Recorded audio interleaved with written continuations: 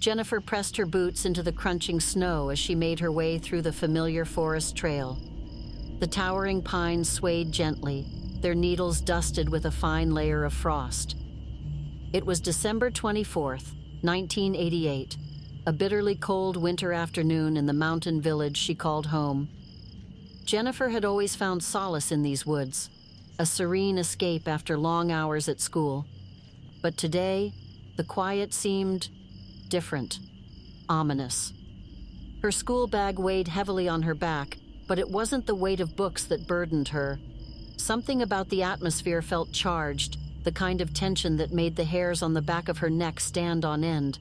She tightened her scarf and quickened her pace, her breath puffing visibly in the icy air. Then she heard it, a faint rustling sound just beyond the tree line. She froze, her heart hammering in her chest. She scanned the dense forest, her eyes darting between the shadows that played tricks in the dimming light. "It's nothing," she whispered to herself, though her voice trembled. "Probably just a deer." But as she resumed walking, the rustling grew louder, heavier. Something was following her. Jennifer's hands clutched the straps of her backpack tightly, her pace accelerating into a near jog. The trail was familiar, but suddenly it felt labyrinthine, each tree blending into the next. Her breath hitched when she heard the crunch of snow behind her. Footsteps, and they were not her own. She spun around. Standing less than 20 feet away was a towering figure, its massive form partially obscured by the shadows of the trees. Jennifer's mind raced to process what she was seeing. It was no bear. Its hulking body was covered in thick, matted fur, its broad shoulders hunched forward as if trying to make itself less intimidating. But its eyes, those glinting amber orbs, pinned her in place. Jennifer opened her mouth to scream, but no sound came out at first. She stumbled back, her scream finally piercing the still air. The creature flinched, its enormous head tilting as if the sound was painful. Then, with alarming speed, it closed the distance between them.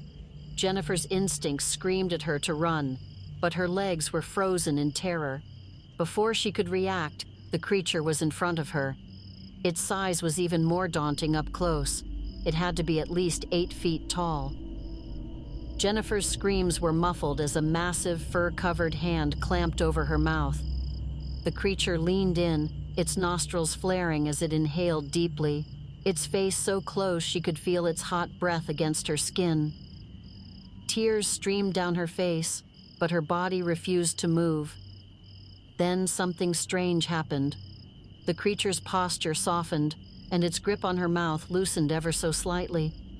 Its glowing eyes, once fierce, seemed to glimmer with curiosity. It leaned closer, sniffing at the air around her, as if memorizing her scent. Jennifer's heart pounded so loudly she thought it might burst. Suddenly, the Yeti, for that's what her panicked mind was now calling it, released her and stepped back. It stared at her for a long, agonizing moment before retreating into the shadows of the forest. Jennifer collapsed to the ground, sobbing uncontrollably. By the time she regained the strength to stand, the creature was gone. Jennifer never told anyone about what had happened that day. She knew they wouldn't believe her. How could they? But the memory of the Yeti haunted her, replaying in her dreams night after night. She stopped taking the forest trail to school, choosing instead to endure the longer, less scenic route along the main road. Her parents noticed her change in behavior, but she offered no explanation. What Jennifer didn't know was that the Yeti had not forgotten her.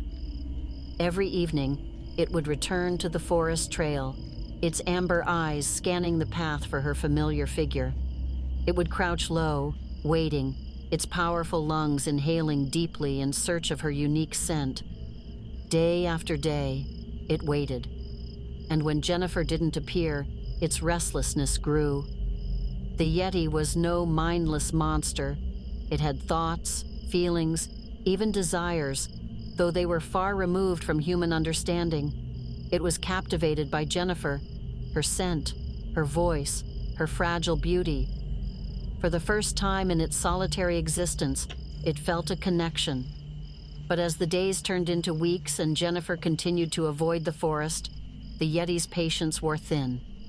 Its longing transformed into obsession, and obsession into desperation. On a cold January night, the Yeti made its decision.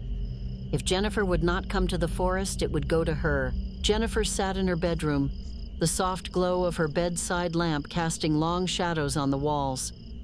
Her parents and younger brother were downstairs, the warmth of the fireplace filling the house. But even in the safety of her home, Jennifer couldn't shake the feeling that she was being watched. The first sign of intrusion was a faint scratching noise at her window.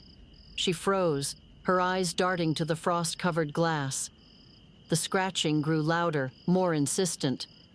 Gathering her courage, Jennifer approached the window and pulled back the curtain. There it was. The Yeti's massive face was inches from the glass, its glowing eyes locked onto hers. Jennifer screamed, stumbling backward. The noise brought her family running, their footsteps pounding up the stairs. "What is it?" her father demanded, but Jennifer could only point at the window, her face pale with terror. By the time her father opened the window, the creature was gone. But its presence lingered, a suffocating sense of dread that settled over the house. The Yeti didn't leave. It circled the house, its massive form visible in the moonlight as it prowled outside. Jennifer's father grabbed his hunting rifle, determined to protect his family. But when he stepped outside, he was no match for the creature's brute strength. One by one, Jennifer's family members fell.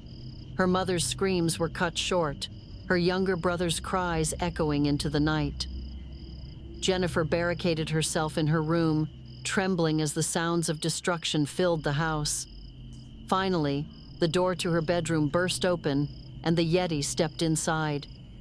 Jennifer didn't fight as the Yeti scooped her up in its massive arms. She was too numb, too broken. The creature carried her out into the forest, moving with a speed and agility that belied its size. The last thing Jennifer saw before losing consciousness was the shadowy outline of the mountains against the starry sky. To this day, no one knows what became of Jennifer. Her house was found in ruins, her family's bodies never recovered. The villagers whispered of a monster in the mountains, a shadow that moved with the wind. Search parties ventured into the forest but found nothing. Jennifer's disappearance became a legend, a cautionary tale told to children to keep them from wandering into the woods. And as the years passed, the story of Jennifer and the Yeti faded into obscurity. But deep in the mountains, where the snow never melts and the shadows never lift, a creature waits. Its amber eyes glow in the darkness, its restless heart yearning for the girl who once crossed its path.